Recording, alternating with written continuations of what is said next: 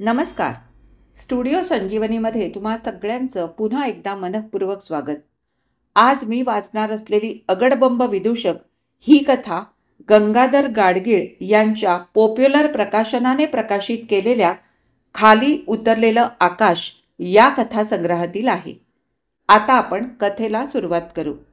मी तिला पहिल्याने पाहिली तेव्हा ती 15-16 वर्षांची असेल. तिच्या वडिलांशी माझी नव्यानच ओळख झाली होती आणि मी त्यांच्या खंबाला हिलवरच्या फ्लॅटवर त्यांना भेटण्यासाठी गेलो होतो. खंबाला हिलवरचा फ्लॅट म्हटला म्हणजे तो साधारणपणे प्रशस्त आणि वैभवानं नटलेला असायचा, तसाच तो देखील होता. दिवाणखाना एकंदर दरबारी थाटाचा होता. एवढा प्रशस्त की चाळीतले 2 संसार त्यात सहज मावले असते. त्या प्रशस्तपणाला साजेलशा आकाराच्या खिडक्या आणि दरवाजांच्या चौकटी काळ्याभोर शिसवी होत्या. त्यांच्यावर उंची कापडांचे पडदे तुस्तपणे विसावले होते आणि त्यातून गाळून आलेला प्रकाश त्या दालनात आदबशीरपणे वावरत होता. माजल्यासारखे दिसणारे गुबगुबीत गुळगुळीत सोफा सेट, आपल्या शराबी उंचीपणाच्या नशेत पौडलेले गालीचे, श्रीमंतीच्या थाटात उभी असलेली कपाटे, हिऱ्या माणकांचा तोरा मिरवणाऱ्या शोभेच्या वस्तू आणि ॲशट्रे अशी तिथली सजावट होती. आणि भिंतीवर प्रख्यात चित्रकारांची तैलचित्रे आपल्या अभिजात सौंदर्याचा संस्कार साऱ्या वातावरणावर करीत होती.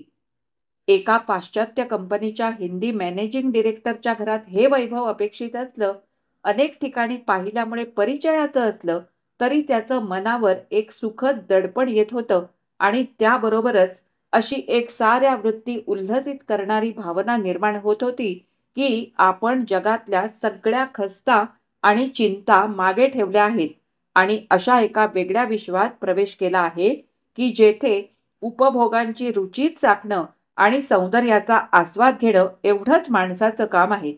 येथे वेदना नाहीत, ईर्ष्या नाहीत, अपयशाची खंत नाही आणि मनोरथ उधळले गेले म्हणून येथे आयुष्यात कधी उजाडपणा देखील यायचा नाही. दिवाणखान्यातल्या सजावटीवरून मी पुन्हा एकदा नजर फिरवली तेव्हा या वातावरणाशी विसंगत अशी एक वस्तू माझ्या नजरेत भरली, किंवा खरं म्हणजे खुपली. ती एक भली मोठी मूर्ती होती. लहान मुलांच्या खेळण्यांना असतात तसे भडक रंग तिच्यावर फासटले होते. रुंद हास्य करताना विचकलेले तोंड आणि त्यातून डोकावणारे दातांचे 2 अणकुचीदार सुळे, बेढप गरगरी चेहरा, ओघळलेलं अगडबंब पोट. विदूषकच असावा तो, पण त्याचा अगडबंब आकार आणि त्याचं ते हास्य उबग आणणारं होतं. भीतीदायक होतं. असं वाटत होतं की आपला विनोद साधताना हा प्राणी निष्ठुरपणानेच नव्हे, दुष्टपणाने देखील वागत असेल. मी जवळ जाऊन त्या मूर्तीला हात लावून पाहिलं तशी ती डगडगली. ती पापिये मातीची म्हणजे कागदाच्या लगद्याची केलेली होती. वजनानं अगदीच हलकी, पण त्या हलकेपणामुळे तिची भीतीदायकता कमी होत नव्हती, उलट काहीशी वाढतच होती. निदान मला तरी तसं वाटलं. ईशान्य आशियातल्या कुठल्या तरी देशातून ती मूर्ती आणली असावी हे उघडच होतं. अशा एका जगातून ती आली होती की जेथे भूतखेतं आणि देवदेवता यांना विभागणारी रेषा स्पष्ट नव्हती, किंवा खरं म्हणजे अशी रेषाच नव्हती. मी त्या मूर्तीकडे पाहत असताना लाडीक तक्रारखोर भुंकणं माझ्या कानावर आलं. मी मागे वळून पाहिलं तर एक एवढंसं छोटं केसाळ कुत्रं माझ्याकडे बघून आपल्या तोकड्या आवेशानं भुंकत होतं. पुरे तुझी किटकिट अशा अर्थानं मी हात हलवला तेव्हा ते अधिकच आवेशानं भुंकू लागलं. एकंदरीत भलतंच लाडावलेलं दिसत होतं. तेवढ्यात माधवराव मागोमाग आले आणि त्यांनी त्या कुत्र्याला गप्प राहायला सांगितलं. तेव्हा अधिकच जोरात भुंकून त्यानं इकडे तिकडे उड्या मारून खूपच गोंधळ घातला आणि पुरेसे लाड करून घेतल्यावर ते गप्प बसलं. माधवरावांनी आपल्या मऊ रुपेरी केसांच्या झुलपांवरून एकदा हळुवारपणे हात फिरवला आणि हसून माझं स्वागत केलं. माधवराव होते मॅनेजिंग डिरेक्टर आणि धंद्यात ते चांगले वाकबगार होते. व्यवहारातले सगळे छक्केपंजे त्यांना उत्तम प्रकारे कळत असत हे मला माहीत होतं. पण ते दिसत एखाद्या म्युझिक कंडक्टर सारखे. आणि हे काही नाटक नसावं. त्यांच्या व्यक्तिमत्वाचा एक भाग भावनाशील आणि स्वप्नाळू असावा. किंवा कोणी सांगावं, कदाचित ते उत्तम नट असतील. थोडा वेळ आमचं बोलणं चाललं आणि ती बाहेर आली. मी सुरुवातीला म्हटलं त्याप्रमाणे ती त्यावेळी 15-16 वर्षांचीच असेल. म्हणजे किशोर वयातली अर्धवट अवस्था ओलांडून तिने आता तारुण्यात प्रवेश केला होता. पण खरं म्हणजे तिच्याकडे बघून तिनं बालवय ओलांडलं होतं आणि साऱ्यांनाच तात्पुरतं विरूप करणाऱ्या किशोरावस्थेतून ती गेली होती असं वाटतच नव्हतं. अजून ती एखाद्या बाहुलीसारखी दिसत होती. लहान मुलीचे असतात तसे तिचे गाल अजून कोवळे फुगलेले होते आणि तिच्या अरुंद जीवणीमुळे ती अधिकच एखाद्या चिमुकल्या मुलीसारखी दिसत होती. तिच्या चेहऱ्यावर अजून तारुण्यातली अस्थिरता आणि विभ्रम उमटू लागले नव्हते. आणि ती बोलली तेव्हा तिचा आवाजही अजून लहान मुलीसारखाच कोता आहे हे मला जाणवलं. बराच वेळ खरं म्हणजे ती बोललीच नाही. नुसती आपली हातात एक कॉमिक्स घेऊन बसून राहिली. त्या मासिकाआडून तिच्या चेहऱ्याभोवतालची भुरभुऱ्या केसांची महिरप तेवढी दिसत होती. ती काही सुंदर नव्हती, पण तिच्या व्यक्तिमत्वात गोडवा मात्र काठोकाठ भरून राहिलेला होता. त्या गोडव्याचं त्या टीचभर कुत्र्याला देखील आकर्षण वाटत असावं, निदान मला तसं वाटलं.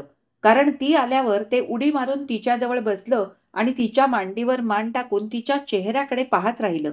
तिनं त्याला किती ढकललं तरी ते तिला चिकटूनच राहिलं.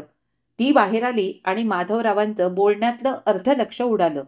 मधून मधून त्यांची नजर सारखी तिच्याकडे वळत होती आणि त्यावेळी त्यांचा चेहरा उजळत होता. मध्येच ते तिला म्हणाले, बेटा, नाश्ता केला का? तिनं एकदाच आपल्या हातातलं मासिक खाली केलं. तिच्या पापण्यांची दोनदा उघडमीट झाली आणि मग मासिक पुन्हा वर करीत ती म्हणाली, मला नकोय नाश्ता. माधवराव एकदम जाग्यावरचे उठलेच आणि पुढे होऊन तिच्या केसांवरून हात फिरवीत म्हणाले, असं काय बरं बेटा, नाश्ता केल्याशिवाय कसं चालेल? तिनं मासिकातून तोंड बाहेर न काढताच म्हटलं, नको म्हटलं ना, मला भूक नाहीये. माधवराव अधिकच अस्वस्थ झाले. भूक नाही आहे? तब्येत बरी आहे ना तुझी? बघू. त्यांनी तिच्या कपाळाला हात लावून तिच्या अंगात ताप आहे का बघितलं. तेवढ्यात माधवरावांचा नोकर आमच्यासाठी चहा व काही खाद्यपदार्थ घेऊन आला आणि त्याच्या मागोमाग लगलग करीत उषाताई आल्या. माझ्याकडे पाहून त्याने एकदा घाईघाईने स्वागतपर हास्य केलं आणि त्या आपल्या मुलीजवळ जाऊन आर्जवी स्वरात म्हणाल्या, पुष्पा माझी बाळी, अगं नाश्ता करायला चल ना. पुष्पा हातातल्या मासिकातून डोकं वर काढून झणकाऱ्यानं म्हणाली, अगं नको म्हटलं ना मी, पुन्हा पुन्हा काय विचारतेस, मला भूक नाहीये. कपाळाला दोन चिमुकल्या त्रासी काठ्या पाडून ती पुन्हा मासिक वाचू लागली. तिचं रागावणं सुद्धा देखणं होतं आणि न बोचणारं देखील होतं. त्याला खरं म्हणजे धारच नव्हती. हा प्रसंग माझ्यासारख्या परक्या माणसाबरोबर घडला हे थोडंसं अनुचितच झालं, म्हणून उषाताई माझ्याकडे वळून हसून म्हणाल्या, अहो आता तुम्हीच सांगा काय करायचं ते. या मुलीला मुळी खायलाच नको. मी सारखी सारखी मागे लागते म्हणून एवढं तेवढं तरी खाते, नाहीतर ही मुलगी उपाशीच राहील. माधवराव माझ्याकडे वळून म्हणाले, खरंच तुम्ही कॉलेजात शिकवता. अशी शेकडो मुलं तुमच्या हाताखालून जातात. त्यांचे प्रॉब्लेम तुमच्या पुढे येत असतील. आता तुम्हीच सांगा, या मुलीच्या बाबतीत आम्ही काय करावं? हिला जेवण नको, खेळणं नको, फार काय सिनेमा सुद्धा नको. आग्रह करून बोलावली तर नाही म्हणते. मला हसू आलं. वाटलं सांगावं की तुम्ही काही दिवस तिच्याकडे दुर्लक्ष करा. Just leave her alone. तुमच्या मुलीला लाडाचं अजीर्ण झालं आहे. पण पहिल्याच भेटीत असं फटकळपणे बोलणं उचित नव्हतं. पुन्हा त्या दोघांचं त्या मुलीवर इतकं प्रेम होतं की तिच्याशी असं वागावं ही कल्पनाच त्यांना सहन झाली नसती. म्हणून मी विचारलं, पण ती करते काय दिवसभर? कसली तरी आवड असेलच की तिला, ते मला सांगा, मग पाहू. माधवरावांची मुद्रा चिंतातूर झाली. नाही हो, तिला कसलीच हौस अशी नाही. ती कॉलेजात जाते, कधी मैत्रिणींच्या घरी जाते, नाहीतर त्या आमच्या घरी येतात. टेबल टेनिस नाहीतर बॅडमिंटन खेळते, नाहीतर मग घरात कॉमिक्स वाचत आणि सिनेमातली गाणी ऐकत बसते. पण कशातच तिचं मन रमलेलं असं दिसत नाही. थोडा वेळ झाला म्हणजे तिला कुठल्याही गोष्टीचा कंटाळा येतो. ते विचारमग्न मुद्रेने समोर पाहत राहिले. इतक्या एकाग्रपणे ते पाहत होते की त्यांची नजर कुठे लागली आहे ते सहजपणे मी पाहिलं. पण ते कुठेच पाहत नव्हते, कारण त्यांच्या नजरेसमोर त्यांना नित्य दिसणारा तो अगडबंब विदूषक होता. हा विषय उषाताईंच्या तर अगदी जिव्हाळ्याचाच होता. त्या अजिजीच्या स्वरात म्हणाल्या, अहो हिला नाच शिकवायला मी ते शंकरन म्हणून गुरु आहेत त्यांना घरी बोलवीत असे. म्हटलं गाणं शिकायचं असलं तर तशी व्यवस्था करते. हे 2-3 क्लबांचे मेंबर आहेत. तेव्हा खेळायचं म्हटलं तरी सगळी सोय आहे. पण कशात हिचं मन रमतच नाही. खरं म्हणजे परकीय कंपन्यांच्या मॅनेजिंग डिरेक्टरांच्या संस्कृतीत हे असं मन मोकळं करून अजिजीनं बोलणं बसत नाही. पण विषय जसा निघाला होता की परीटघडीचे रीतिरिवाज बाजूला ठेवून अघळपघळपणे त्यांच्या मनातल्या भावना व्यक्त होत होत्या. तेवढ्यात उतावीळपणे दाराची घंटी वाजली आणि नोकरानं दार उघडताच एक चांगला उंचापुरा दणकट बांध्याचा तरुण मुलगा रॅकेट सरसावत धावतच आत आला. आल्याबरोबर आईला पाहून तो ओरडला, "मम्मी, आय एम फॅमिश्ड. मला इतकी प्रचंड भूक लागली आहे." तेवढ्यात त्याचं माझ्याकडे लक्ष गेलं. तेव्हा त्यानं शिष्टाचाराचा मुखवटा चढवला आणि हसून किंचित झुकून मला अभिवादन केलं. मी हसून माधवरावांना म्हटलं, "हा तुमचा मुलगा वाटतं. स्वतःची आणि बहिणीच्या वाटणीचीही भूक त्याला लागते असं दिसतंय." ह्यामुळे त्या मुलाला मोकळं वाटलं आणि तो बहिणीकडे वळून तिचं डोकं गदागदा हलवीत म्हणाला, "म्हणजे आजही हिनं नाश्ता केला नाही की काय?" ती त्याचा हात झटकून टाकीत रागानं म्हणाली, "स्टॉप इट, जंगली कुठचा." तिच्या या रागावण्याला देखील धार नव्हती. कदाचित ती रागावली नव्हतीच. हा आडदाणपणा तिला मनातून हवा हवासा वाटत असावा. ती रागावली तेव्हा तिच्या भावानं बकोट पकडून तिला उभी केली आणि आपल्याबरोबर ओढत तो तिला आत नाश्ता करायला घेऊन गेला. त्या दोघांच्या मागून उषाताई देखील हसत हसत निघून गेल्या. एक मोठी काळजी दूर झाली असा भाव माधवरावांच्या चेहऱ्यावर उमटला आणि ते माझ्याकडे वळून हसून म्हणाले, "हा आमचा भरत मात्र तिला बरोबर हँडल करतो आणि त्याचं ती ऐकते. हा तर सोपा उपाय आहे. तेव्हा तुम्हाला काही काळजी करायचं कारणच नाही." मी तो विषय संपवायचा प्रयत्न केला, कारण त्यात मला इतका रस वाटत नव्हता आणि आपल्या कामाविषयी बोलायला मी उत्सुक होतो. पण माधवराव तो विषय तेवढ्यावर संपवायला तयार नव्हते. ते म्हणाले, "हे आपलं ठीक आहे, पण या पद्धतीनं तिच्या आयुष्यातले सगळे प्रश्न का सोडवता येणार आहेत? मला खरोखरच या मुलीची फार काळजी वाटते." मी काहीच बोललो नाही, पण मनात असं वाटत होतं की या मुलीच्या आयुष्यात कशाला कोणते प्रश्न येणार आहेत. माधवराव एखादा फॉरेन रिटर्न बडा पगारवाला नवरा तिला बघून देतील आणि रेशमी ऐशारामाच्या मऊ मऊ कोशात आतापर्यंत जसं हिचं आयुष्य गेलं तसंच यापुढेही जाईल. पाय मुरगळला, हिऱ्याची अंगठी हरवली, मुलाला MITत ॲडमिशन मिळाली नाही, असल्या काहीतरी चिंता हिच्या वाट्याला येतील आणि त्यामुळे सुखासीन जीवनाचा आळशीपणा थोडासा कमी होईल किंवा कदाचित नवरा बाहेर थोडीफार मौज करील. त्यामुळे ती मनस्तापाचे सुस्कारे सोडील आणि कदाचित स्वतःसाठी दुसरा प्रियकर गाठून आपल्यावरच्या अन्यायाचा बदला घेईल. त्यामुळे सगळ्यांना चघळायला एक खमंग विषय मिळेल. अगर मधुमेह झाल्यामुळे गोडधोड खाणं बंद करण्याची आपत्ती हिच्यावर कोसळेल. मला आपल्याशीच हसू आलं. सुदैवानं तो विषय तिथेच संपला आणि कामाचं बोलणं संपल्यावर इकडच्या तिकडच्या गोष्टी वगळून मी तेथून निघालो. तेवढ्यात पुष्पा बाहेर आली. ती इतकी नाजूक आणि निर्व्याज दिसली की तिच्याविषयी निष्ठुर विनोद मी मनातल्या मनात केला याची मला जर अशी लाज वाटली. ती श्रीमंतांच्या घरातली होती म्हणून नव्हे, तर इतकी नाजूक आणि निरागस होती म्हणून तिच्या वाट्याला दुःख यायला नको होतं. माधवरावांना वाटत होतं तशीच मलाही तिच्याविषयी थोडीशी काळजी वाटू लागली. माधवरावांनी तिला विचारलं, "काय बेटा, नाश्ता घेतला का?" त्या विदूषकाजवळ थपकून त्याच्या टकलावरून हात फिरवीत ती म्हणाली, "हो." त्या एवढ्याशा स्पर्शानं देखील तो पोकळ विदूषक जरासा डगडगला, एकदम सजीव झाल्यासारखा वाटला.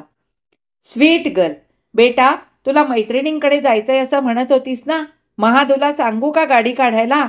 माधवरावांच्या स्वरात पुन्हा अजिजी उमटली. "नको, मला कंटाळा आलाय." पुष्पा गुलाबकडे खुलावी तशी हसली आणि आपलं कॉमिक्स घेऊन आत निघून गेली. माधवराव प्रेमळ असहाय्यतेनं तिच्या पाठमोऱ्या आकृतीकडे पाहत राहिले आणि मग माझ्याकडे बघून हसले. तेव्हा मी देखील हसलो आणि पुष्पाविषयीची थोडीशी काळजी मनाला चिकटवून घेऊन बाहेर पडलो. त्यानंतर माधवरावांचा व माझा स्नेह वाढला आणि आम्ही वारंवार एकमेकांना भेटू लागलो. मधून मधून मी त्यांच्या घरी जात असे तेव्हा तिथे पुष्पा माझ्या दृष्टीस पडत असे. 2-3 वर्षांच्या काळात तिच्यात विशेष असा काहीच फरक पडलेला मला आढळला नाही. तारुण्याची उभारी शरीरात अधिक उमटली इतकंच, पण एरवी ती तशीच कोवळी, नाजूक, निरागस होती. तारुण्याचा रगेलपणा, छटेलपणा, भावनांची उधळ-माधळ, उगीचच हसत सुटणं, खूप काहीतरी बोलत राहणं, ईर्षेनं 17 गोष्टींच्या मागे धावणं यातलं काहीच मला तिच्यात आढळलं नाही.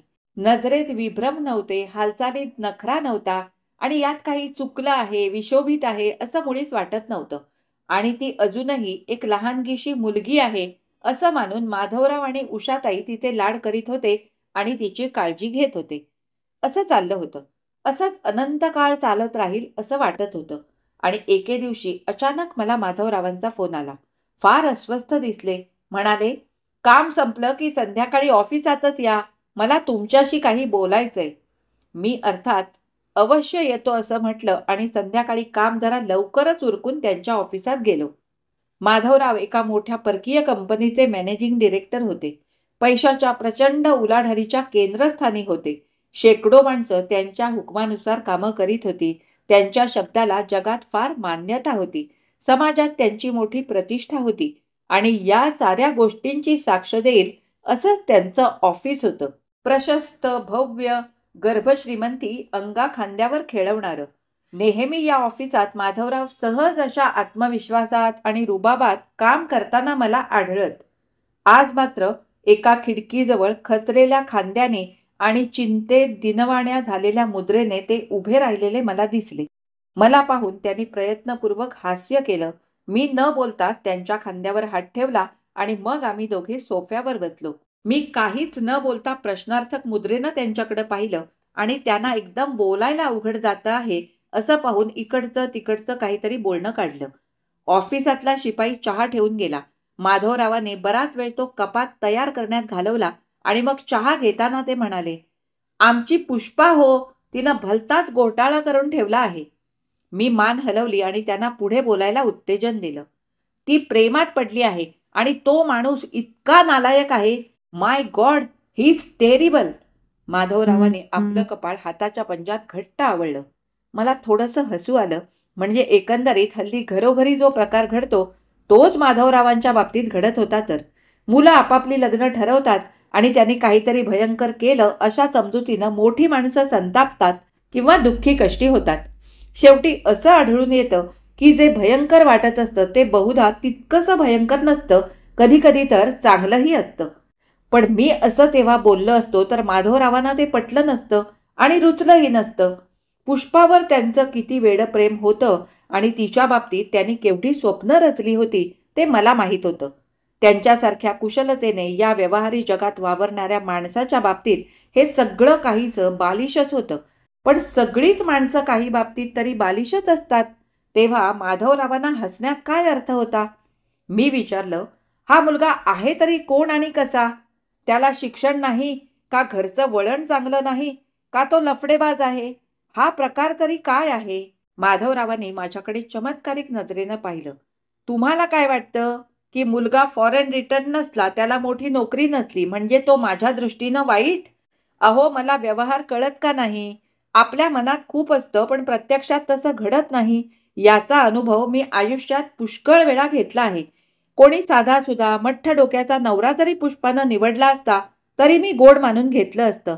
अहो, पण हा बदमाश आहे हो. He is a scoundrel." "आहे तरी कोण हा?" "अहो, इंडियन नेव्हीत होता. ती नोकरी आपण सोडली असं म्हणतो. पण मला असं कळलं आहे की त्याला काढून टाकलं. त्यानं एका मुलीला फसवलं असं देखील माझ्या कानावर आलं आहे. आणखी पुष्कळ. नेमका हाच आमच्या पुष्पाला कोठे सापडला ते कळत नाही." माधवरावांनी आपल्या हातांचे पंजे एकमेकात अडकवून घट्ट आणि करकचून दाबले. "पण पुष्पाला तुम्ही हे सगळं सांगत का नाही? हे इतकं कळल्यावर ती असा वेडेपणा करायची नाही." मी असं म्हटलं खरं, पण त्यात फारसा अर्थ नाही असं हे बोलतानाच मला जाणवत होतं. कारण मुली प्रेमात पडल्या म्हणजे अनेकदा किती वेड्यासारख्या वागतात ते मी 4 ठिकाणी पाहिलेलं होतं. माधवरावाने पुन्हा आपलं मस्तक पंजात धरून चिरडलं. हाताची बोटं पंजात आवळून त्यांचा चोळामोळा केला. "सगळं सांगून झालं. घरातल्या सगळ्या माणसांनी सांगितलं. जीव तोडून तोडून सांगितलं. तिच्यापुढे डोकं फोडायचं काय ते बाकी राहिलं आहे. पण ती काही ऐकूनच घ्यायला तयार नाही. तिला भुरळ पडल्यासारखं झालं आहे. मग एकच मार्ग, तिला त्याला भेटायची बंदी करायची किंवा खरं म्हणजे तिला बाहेरगावी नेऊन ठेवायचं." मी ह्या बाबतीतला ठराविक मार्ग सांगितला. "अहो, झालं ते करून. गेले 3 महिने तोच प्रकार चालला आहे. तिला महिनाभर इथेच घरात बंद करून ठेवली. मग अशी भीती वाटायला लागली की ही पळून जाईल, म्हणून मग हैदराबादला तिच्या मामाकडे नेऊन ठेवली. पण तिथे तिची अशी अवस्था झाली की ही झिजून मरणार असं वाटू लागलं, म्हणून परवाच तिला परत आणली. आता तिचं त्याच्याशी लग्न करून देण्याशिवाय दुसरा मार्ग नाही. माधवरावांचा चेहरा आकरसला. हातांच्या मुठी इतक्या आवळल्या की त्यातून रक्त फुटेल असं वाटलं. त्यांची मनस्थिती मला समजू शकत होती. इतकं जीवापाड प्रेम जिच्यावर केलं, त्या मुलीला उघड्या डोळ्यांनी खाईत ढकलायचा प्रसंग त्यांच्यावर आला होता. मी काहीच बोललो नाही. अभावितपणे माझा हात त्यांच्या खांद्यावर टाकला, पण तसाच मी तो काढून घेतला. ही वांझोटी सहानुभूती त्यांना नको होती आणि त्यांना जे हवं होतं ते देणं माझ्या शक्तीबाहेरचं होतं. कोणालाच ते शक्य नव्हतं. माधवरावाने हताशपणे सोफ्याच्या पाठीवर मान टेकवली आणि ते थकलेल्या आवाजात म्हणाले, तुम्ही तरी एकदा सांगून पहा तिला. खुद्द तिच्या आई वडिलांनी सांगून जिथे काही परिणाम झाला नाही, तिथे माझ्या सांगण्याने काय होणार आहे? ते तर झालंच, पण आपला प्रयत्न करून पाहायचा. त्यांनी सुस्कारा सोडला. इतका लांब आणि हताश की तो नुसता पाहून माझ्या घशाशी अवघडल्यासारखं झालं. चला, करूया प्रयत्न. केव्हा येऊ तुमच्याकडे ते बोला. आत्ताच चला. माधवराव उठले आणि आम्ही दोघे बरोबरच घरी गेलो. पुष्पा तिच्या खोलीत बसलेली होती. माधवरावांनी मला एकट्यालाच तिथे जायला सांगितलं. मी आत जाताना उषाताईने माझ्याकडे अशा आशाळभूत नजरेनं पाहिलं की मला हातपाय लटके पडल्यासारखं वाटलं. कारण अपरिहार्यपणे मला त्यांची निराशा करावी लागणार होती. मुंबईच्या कॉकटेल सर्किटमध्ये वावरणारी ही देखणी सुशिक्षित बाई, परदेशातही जाऊन आलेली, समाजात तोऱ्यात वावरणारी, लोकांची पाश्चात्य रीतिरिवाजांनुसार त्रयस्थपणे वागणारी, तिची ही अशी अवस्था झाली होती. पुष्पा आपल्या खोलीत एका खुर्चीत पुढे झुकून पाठ वाकवून बसली होती. तिला पाहून मला धक्काच बसला. तिच्या चेहऱ्यावरचा कोवळा तजेला पार मावळून गेला होता आणि तो काळवंडलेला भकास दिसत होता. तिच्या शरीरावरचं लुसलुशीत बाळसं कोळपून गेलं होतं आणि तिचे डोळे, त्यात विलक्षण आश्चर्य होतं, वेदना होती, अविश्वास होता आणि एक वेडसर राठ हट्ट होता.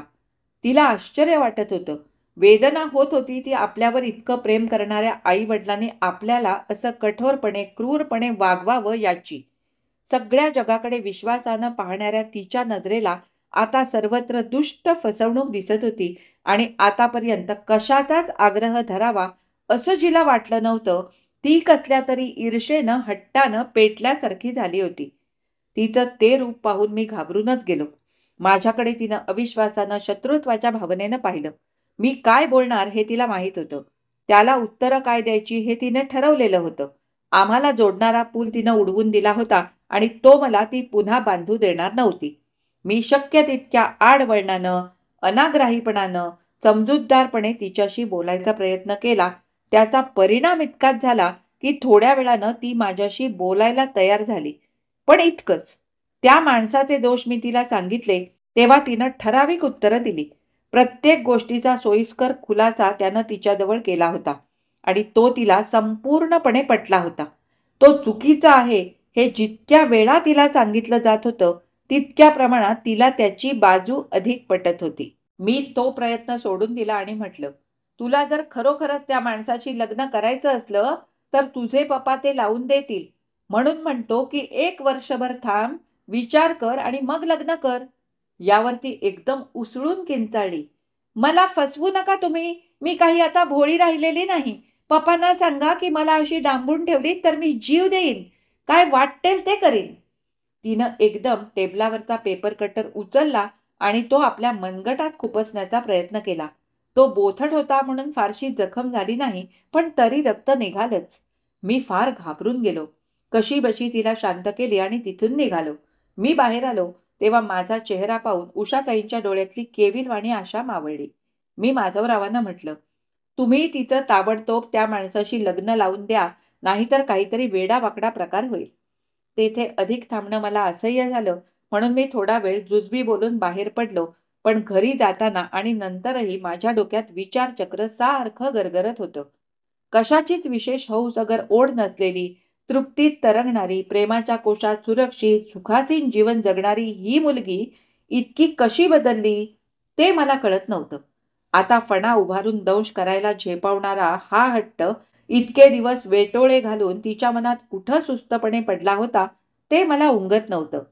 विचारांच्या या भोऱ्यात मी इतका अडकलो की रात्री बराच वेळ मला झोप येईना. अखेर जेव्हा झोप लागली आणि दुसऱ्या दिवशी सकाळी जागा झालो, तेव्हा मी या भोवऱ्यातून मुक्त झालो. माधवरावांनी आणि उषाताईने पुष्पाचं लग्न मोठ्या दिमाखानं साजरं केलं. जणू काही वेडवाकडं घडलेलंच नाही अशा थाटात त्यांनी हसत मुखानं बड्या पाहुण्यांचं स्वागत केलं. खोचक बोचक प्रश्न आणि शेरे सफाईनं झेलले अगर टाळले. कोणाला हसत हसत तिखट उत्तरं दिली, कोणाचं बोलणं हसण्यावरी नेलं, तर कोणाकडे संपूर्णपणे दुर्लक्ष केलं. इतकी वर्ष उच्च समाजात वावरून प्राप्त झालेल्या कौशल्यानं त्यांनी तो अवघड प्रसंग निभावून नेला. त्याच वेळी पुष्पाच्या नवऱ्याला मी पाहिलं. तो चांगला आडव्या दणकट बांध्याचा होता. त्याच्या चेहऱ्यावर एक निबर सुखलोलुपतेची तकाकी होती. डोळ्यात साहस होतं, निष्ठुर बेपर्वाई होती. तो मधून आपल्या मित्रांबरोबर कटकटीत आवाजात विनोद करीत होता आणि मग मोठ्यानं हसत होता. हसताना त्याचे बळकट दात बराच वेळ दिसत राहत. त्याच्या वागण्या बोलण्यात पाश्चात्य रीतिरिवाजांची सफाई होती आणि ती सफाई उठून दिसावी असा त्याचा प्रयत्न होता. त्याचे डोळे समारंभाला आलेल्या सुंदर स्त्रिया निसंकोचपणे टिपित होते आणि एखादा बडा मनुष्य मंचावर आला की त्याच्यावर छाप पाडण्याकरता तो धडपडत होता. माझं काही त्याच्याविषयी अनुकूल मत झालं नाही आणि मला सगळी हकीकत माहीत असल्यामुळे ते शक्यही नव्हतं म्हणा. पुष्पा मात्र भारलेल्या नजरेनं सारखी त्याच्याकडे बघत होती. त्यानं विनोद केला की त्याच्या हाताला बिलगून खूप खूप हसत होती आणि कोण्या बड्या माणसाशी माधवरावांनी त्याची ओळख करून दिली की तिचे डोळे अभिमानानं आणि कौतुकानं भरून येत होते. त्यावेळी तरी ती विलक्षण सुखात होती. मनात आलं की यापुढेही जर ही अशीच सुखात राहिली तर मग कसलाही प्रश्न उरणार नव्हता. लग्न झाल्यावर माधवराव व उषाताई पुष्पावर अधिकच हळवेपणानं प्रेमाचा वर्षाव करू लागली. त्यांनी तिला चांगला फ्लॅट घेऊन दिला, संसार थाटून दिला. तिला काही कमी पडू नये म्हणून दोघं जीव टाकून झटू लागली.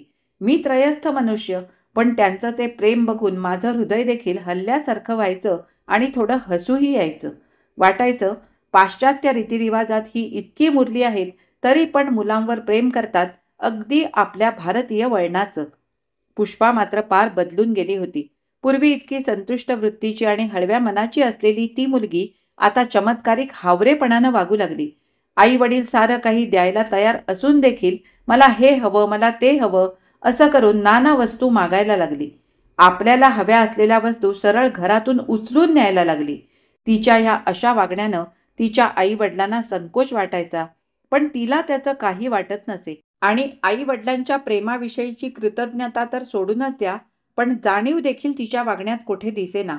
तिच्या दृष्टीनं ती दोघं ही केवळ साधनं होती. त्यांचं तिच्यावर प्रेम होतं ही एक उपयुक्त गोष्ट होती आणि तिचा उपयोग ती निष्ठुरपणे करीत होती. कारण ती झपाटल्यासारखी झाली होती.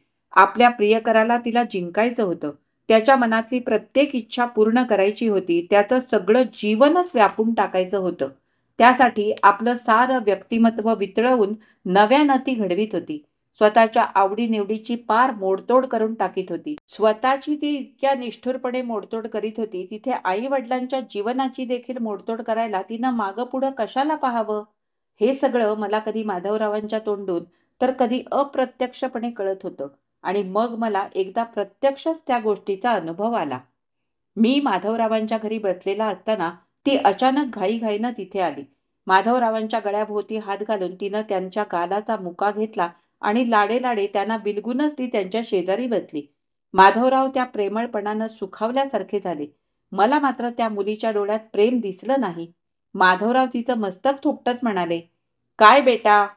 त्यांना अधिकच बिलगत ती म्हणाली, "डॅडी, शेखरनं म्हणजे तिच्या नवऱ्याने एक वंडरफुल आयडिया काढली आहे. तो एक बिझनेस काढणार आहे. त्यात इतका चिक्कार पैसा मिळेल की तुम्हाला काय करावं हे कळायचंच नाही." माधवरावांचा तिला थोपटणारा हात थांबला आणि त्यांचा चेहरा गढुळला. "पण डॅडी, तुम्ही त्याला मदत केली पाहिजे. फार नाही, त्याला सुरुवातीला फक्त 1.5 लाख रुपये पाहिजेत. ते तुम्ही सहज देऊ शकाल नाही का? तुम्हाला काय प्रश्नच नाही. आणि डॅडी, शेखर तुम्हाला पार्टनर करून घ्यायला तयार आहे. 2-3 वर्षात तुम्हाला सहज 5 लाख रुपये मिळतील आणि पुढे मग आणखी खूपच." पुष्पा विलक्षण अधीरपणानं बोलत होती. खरं म्हणजे तिला असं वाटत होतं की माधवरावांनी तिथल्या तिथे 1.5 लाख रुपये काढून आपल्याजवळ द्यावेत आणि आपण ते धावत जाऊन विजयी मुद्रेनं शेखरजवळ द्यावे. तेवढ्यात उषाताई तेथे आल्या आणि त्यांची प्रश्नार्थक मुद्रा पाहून माधवरावांनी पुष्पाची मागणी त्यांना सांगितली. त्यांचाही चेहरा गढुळला. मग माधवराव खाकरून घाबरटपणे म्हणाले, "अगं, पण बिझनेस वगैरे करायची तुम्हाला काय गरज आहे? तुम्ही मजेत राहायचं. आम्ही बघतोच आहोत ना सगळं." "शेखरला नाही हे असलं आवडत. He wants to be independent. तुम्हाला तरी आवडेल का हे असं? आणि त्याला इतका चांगला बिझनेस ब्रेन आहे. इतक्या वंडरफुल आयडियाज सुचतात. यू मस्ट हेल्प हिम. नाहीतर मग काय उपयोग?" पुष्पाचा आवाज एकदम तंटेखोर झाला. उषाताई भीतभीत म्हणाल्या, "अगं, पण आयडिया तरी काय आहे त्याची? कसला बिझनेस करणार आहे?" पुष्पा अधीरेपणाने म्हणाली, "ते सगळं तोच तुम्हाला येऊन सांगेल आणि मग तुम्ही त्याला हो म्हणायचं. तिथं तिने लाडीकपणे मान तुकवली. पण आता तिचं ते मान तुकवणं तितकं लाघवी आणि गोंडस राहिलं नव्हतं आणि या गोष्टीची तिला दादही नव्हती. हे आता ठरलं असं समजून ती दुसरं काहीतरी घाईनं बोलायला लागली आणि बोलत बोलत उषाताईंबरोबर घरात गेली. ती गेल्यावर माधवरावांनी सुस्कारा सोडून माझ्याकडे पाहिलं. मी काहीच बोललो नाही. काय बोलायचं? अखेर मुलीवरच्या वेड्या प्रेमाखातर माधवरावांनी ते पैसे शेखरला दिले. पाण्यात गेले असं समजूनच त्यांनी ते दिले आणि ते अपेक्षेप्रमाणे पाण्यातच गेले. शिवाय त्यांना असंही कळलं की त्यांच्या नावाचा उपयोग करून शेखरने इतरही काही लोकांचे 50,000 रुपये बुडवले होते. हे ऐकून मी माधवरावांना म्हटलं, "माधवराव, हे कुठेतरी थांबायला हवं." "हो, ते खरंच आहे," माधवराव निर्जीवपणे म्हणाले. माधवरावांचा मुलगा पुष्पाच्या लग्नानंतर अमेरिकेला गेला होता. तो 2 वर्षांनी परत आला. पुन्हा अमेरिकेला जायचा त्याचा विचार होता म्हणून माधवरावांनी मला घरी जेवायला बोलवलं होतं. मी गेलो तेव्हा माधवराव आणि उषाताई दोघंही खुशीत होती. खूप बडबडत होती. मुलावर प्रेम उधळत होती. खूप दिवसांनी त्यांना असं खुशीत पाहून मला बरं वाटलं. त्यांच्या बोलण्यात पुष्पाचा विषय अजिबात निघत नव्हता आणि मला ते एक सुचिन्ह वाटलं. आम्ही एक ड्रिंक घेतलं आणि जेवायला उठणार तेवढ्यात अधीरेपणाने घंटी वाजली आणि दार उघडलं तेव्हा पुष्पा वेड्यासारखी धावत आत घुसली आणि मोठ्या मोठ्यानं रडू लागली. तिचा अवतार विलक्षणच होता. केस पिंजारलेले, कपडे अस्ताव्यस्त झालेले, चेहऱ्याची एक बाजू काळी निळी पडलेली आणि ओठ फाटलेला. तिला तशा अवस्थेत पाहून उषाताई घाबरूनच गेल्या. धावत पुढे होऊन त्यांनी तिला पोटाशी धरलं. खरं म्हणजे आम्ही सगळीच पुढे धावलो. काय करावं ते आम्हाला कळेना. माधवरावांच्या मुलाचा स्वतःच्या मनावर अधिक ताबा होता. त्यानं झटकन पुष्पाचा हात धरून तिला सोफ्यावर निजवली. ती उपडी होऊन तोंड लपवून ओक्साबोक्शी रडायला लागली. तिच्या भावानं विचारलं, "अगं, काय झालं? ॲक्सिडेंट का झाला?" पुष्पानं आपलं डोकं सोफ्यात घुसवलं आणि ती अधिकच ओक्साबोक्शी रडू लागली. पुन्हा पुन्हा विचारलं तेव्हा अखेर कळलं की ॲक्सिडेंट झालेला नव्हता. सगळ्यांनी विचारलं, "मग काय झालं?" ती अनावर हुंदक्यातून म्हणाली, "शेखर, शेखर, अगं आई गं." उषाताईने विचारलं, "शेखरनं मारलं का तुला?"